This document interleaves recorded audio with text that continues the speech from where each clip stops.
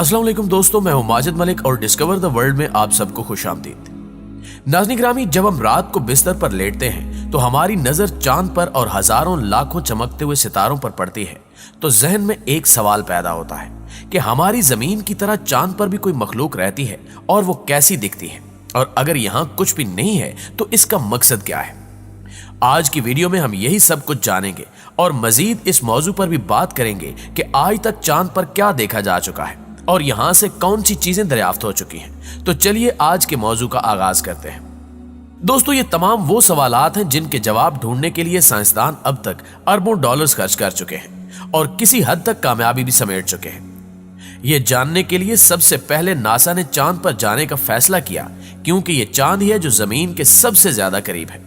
लिहाजा 1968 में यहां सबसे पहला स्पेसक्राफ्ट भेजा गया जिसका नाम अपोलो 8 था, और इसको भेजने का मकसद सिर्फ यही था कि यह स्पेसक्राफ्ट चांद के गिर्द एक मुकम्मल चक्कर लगा सके। इस मिशन में 3 खलाबाज शामिल थे जिनको चांद के करीब पहुंचने में पूरे 68 घंटे लग गए और उनको वहां से कोई भी अजीब चीज नहीं मिली। लेकिन ये तीनों खलाबाज वो पहले इंसान थे जिन्होंने सबसे पहले अर्थराइज देखा था। यानी जैसे हम सनसेट या सनराइज देखते हैं, बिल्कुल वैसे ही इन्होंने अर्थराइज देखा था, और इस खूबसूरत मंजर की तस्वीर भी पहली बार अपोलो 8 से ही ली गई थी। इस मिशन के अगले साल यानी 1969 में अपोलो 11 नामी मिशन को चांद की जानिब भेजा गया, और फिर 20 जुलाई को जमीन छोड़ने के 110 घंटे बाद नील आर्मस्ट्रांग चांद की सतह पर कदम रखने वाले पहले इंसान बने, जबकि इनके 20 मिनट बाद बज़ ऑल्ड्रिन ने चांद पर कदम रखा। आर्मस्ट्रांग के अल्फाज दुनिया के टीवी पर गूंजे और तारीख में दर्ज हो गए कि एक शख्स का एक छोटा सा कदम इंसानियत की अजीम छलांग थी। इन दोनों अफराद ने चांद पर उतरने वाली गाड़ी से बाहर चांद की फिजा में 2 घंटे से ज्यादा वक्त गुजारा और वहां की सतह से नमूने यकजा किए, जबकि इन्होंने वहां तस्वीर भी ली और कई साइंसी तजुर्बात को भी शुरू कर दिया। चांद की अपनी तलाश को मुकम्मल करने के बाद दोनों अफराद अपनी चांद पर उतरने वाली गाड़ी में बैठकर कामयाबी के साथ कमांड और सर्विसेज वाले मॉड्यूल में दाखिल हो गए। लेकिन नासा का कहना है कि चूंकि चांद पर हवा और ऑक्सीजन बिल्कुल भी नहीं है, इसलिए आज भी वहां इन दोनों खलाबाजों के जूतों के निशान मौजूद हैं। दोस्तों, इन दोनों मिशंस में तो नासा को कुछ भी अजीब देखने को नहीं मिला, लेकिन नासा की जानिब से चांद के गिर्द लगाई गई टेलीस्कोप आए रोज अजीबो गरीब तस्वीरें भेजती रहती है, जिनको देखकर यह एहसास होने लगता है कि यहां जरूर कोई मखलूक आबाद है जो हमारे सामने नहीं आना चाहती। इन तस्वीरों में से एक तस्वीर में देखा जा सकता है कि चांद की सतह पर छोटे छोटे पत्थर मौजूद हैं, लेकिन इन पत्थरों में एक सबसे अजीब पत्थर था जो बिल्कुल एहराम की तरह नजर आता है, और ऐसा लगता है कि इसे किसी ने खास तरीके से बनाया था, लेकिन किसने बनाया ये कोई नहीं जानता। अगर चांद के बाद हम मार्स यानी सुर्ख सियारे की बात करें तो 1877 में इटली के एक माहिर फल्कियात गियोवानी शियापेरेल ने यह मालूमात दी कि यह सुर्ख सियारा अपने गिर्द कुछ लाइनें रखता है, और इस माहिर ने इन लाइनों को किनाली का नाम दिया। ताहम वो ये समझ नहीं सका कि यह सियारे की मखलूक की जिंदगी के हवाले से भी हो सकती है।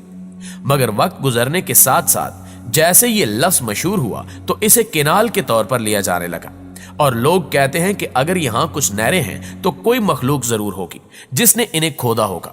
इस हवाले से कुछ माहिरीन का ख्याल है कि ये लाइनें अजीम सियारे के गिर्द पानी की लहरों का एक सिस्टम हो सकता है, और इस सिस्टम के बारे में ख्याल किया गया कि हो सकता है कि मरीख पर गैर जमीनी मखलूक रहती हो, और यह भी हो सकता है कि ये मखलूक इंतहाई माहिर इंजीनियर्स भी हों, क्योंकि जमीन पर स्विज नहर बनाने में इंसानों को 10 साल लगे थे।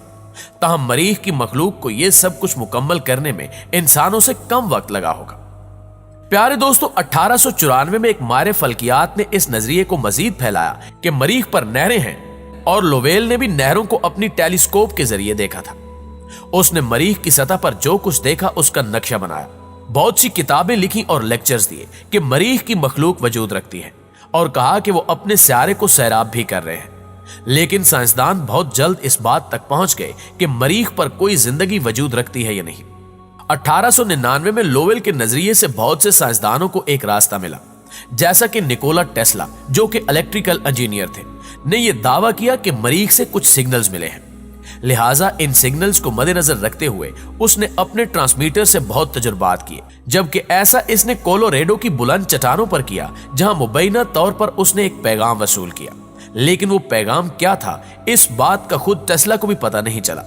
मगर कुछ सालों के बाद टेस्ला ने यह दावा किया कि वो मरीख की मखलूक से वायरलेस पैगामात भेजकर राब्ता कर सकता है, लेकिन यह महज एक बयान ही था, क्योंकि उस साल के दिसंबर तक जमीन से कोई दूसरा पैगाम न भेजा जा सका। टेस्ला को इल्म नहीं था कि मरीख की मखलूक किस तरह की नजर आती है, लेकिन उसे यह यकीन था कि वो मरीख की सख्त हालत को जान सकता है, जबकि बहुतों के नजदीक ये अकली बात थी कि अगर जमीन से पैगाम भेजना मुमकिन हुआ तो मरीख से भी पैगाम आ सकता है। इसके बाद 1909 में मरीख पर किसी भी जिंदगी से राब्ते की बहुत सी कोशिशें की गई और इस हवाले से एक माहिर फल्कियात ने रोशनी के सिग्नल्स की एक ताकतवर सीरीज भी भेजने की कोशिश की, जो कि 50 बड़े शीशों से पैदा किए गए थे और कई सालों तक मरीख तक भेजे जाते रहे। माहिर फल्कियात का कहना था कि हम ये ख्याल कर सकते हैं कि अगर वहां कोई मखलूक है तो वो भी हम इंसानों की तरह टेलीस्कोप जैसी आंखें या कुछ और रखती होगी, जैसा कि हम जमीन पर टेलीस्कोप रखते हैं। माहिर फल्कियात ने यह सब जांचने के लिए $10 मिलियन का खर्च बताया, लेकिन किसी ने उसे फंडिंग करने की तरफ तवज्जो नहीं दी। एक माहिर फल्कियात प्रोफेसर डेविड टार्ड ने ख्याल किया कि अगर गर्म हवा के बड़े गुब्बारे 50,000 फुट तक भेजे जाएं तो मरीख से पैगामात हासिल किए जा सकते हैं। टार्ड ने कहा कि अगर मरीख पर मखलूक है तो वो भी हमसे राब्ता करने के लिए कोशिश कर रही होगी, लिहाजा ये सोचकर इसने अपना तजुर्बा किया, लेकिन इसके गर्म हवा के गुब्बारे सिर्फ 5,000 फुट तक ही जा सके और इस तरह इसकी ये कोशिश अधूरी रह गई। अक्टूबर को लंदन से ताल्लुक रखने वाले वकील ने मरीख तक टेलीग्राम सिग्नल भेजने की कोशिश की, जो कि 35,000 मिलियन मील दूर था। डॉक्टर मेन्सफील्ड को यकीन था कि इसका पैगाम मरीख की मखलूक को मिल गया है, क्योंकि वो अपने 2 सालों में जमीन के करीब तरीन था। इसके अलावा मेन्सफील्ड ने दावा किया कि इसने टेलीपैथी के जरिए एक मरीख की खातून से बात भी की है और यह भी बताया कि मरीख की मखलूक इलेक्ट्रिक हवाई जहाज इस्तेमाल करती है और इलेक्ट्रिक दख्तों के फल खाती है। मेन्सफील्ड ने लंदन की सेंट्रल टेलीग्राफ ऑफिस के जरिए मरीख की खातून को पैगाम भेजने की कोशिश की और ऐसा रग्बी टावर के जरिए किया गया, जो दुनिया का ताकतवर तरीन वायरलेस स्टेशन था। टेलीग्राफ दफ्तर के अमले ने कहा कि इन्होंने कुछ नहीं सुना, लेकिन मेन्सफील्ड ने दावा किया कि इसने टेलीपैथी के जरिए पैगाम सुन लिया है। मेन्सफील्ड ने कहा कि मरीख की मखलूक भी हमारे पैगामात लेने के लिए बैठी हुई है और वो हमारे साइंसदानों पर हंसती है। उस दौर के माहिरीन फल्कियात के नजरियात कुछ हकीकी नहीं थे, लेकिन इन नजरियात ने नौजवान नस्ल में एक तजस्सुस जरूर पैदा किया कि मरीख की मखलूक का पता चलाया जाए। 1976 में नासा ने मरीख पर एक तहकीक की और यह जानने की कोशिश की कि क्या वाकई मरीख पर जिंदगी के कोई आसार हैं। इन्होंने 2 आलात मरीख की सतह पर उतारे और इस तरह के मेटाबॉलिक तजुर्बात की मदद से यह मालूमात मिली कि इस सुर्ख सियारे पर जिंदगी के कुछ आसार हो सकते हैं और वो मरीख की मिट्टी का सैंपल लेने में कामयाब हो गए।